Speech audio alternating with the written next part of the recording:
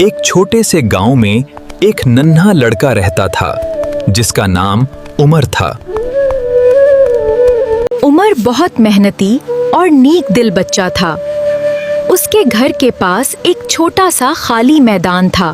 एक दिन उमर की दादी ने उसे एक छोटा सा बीज दिया। दादी ने कहा, बेटा, इस बीज को प्यार से लगाओ, सब्र से पानी दो और देखो क्या होता है।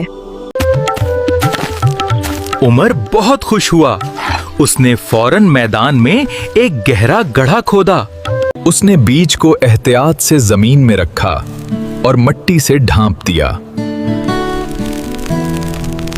अगले दिन से उमर हर सुबह सवेरे उठता और कुएं से पानी भर कर लाता। वो अपने नन्ही बीज को प्यार से पानी देता और उसके पास बैठकर दुआएं मांगता। लेकिन कई दिन गुजर गए और जमीन से कुछ ना निकला।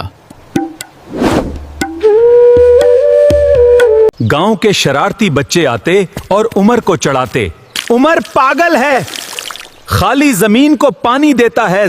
उमर का दिल थोड़ा उदास हुआ, मगर उसने हार नहीं मानी। दादी ने प्यार से समझाया, बेटा, सब्र ईमान की अलावत है। हर बड़ी चीज वक्त लेती है। एक गर्म दोपहर को गांव में पानी की किल्लत हो गई। सब बहुत परेशान थे।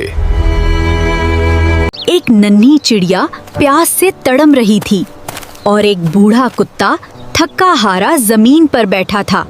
उमर के पास सिर्फ एक घड़ा पानी बचा था जो वो अपने पौधे के लिए रखता था।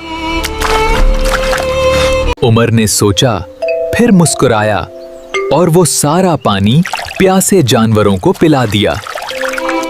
जानवरों ने पानी पिया और उमर की तरफ करम भरी नजरों से देखा। इस रात उमर खाली हाथ घर गया, मगर उसका दिल खुशी से भरा हुआ था। अगली सुबह उमर जल्दी उठा और मैदान की तरफ भागा। एक मौजज़ा हुआ था। जमीन में से एक सबज नरम कॉम्पल बाहर निकल रही थी। देखा बेटा, सब्र ने रंग ला दिया। दिन ब दिन वो पौधा बड़ा होता गया। उसकी शाखें फैलती गईं, पत्ते निकलते गए।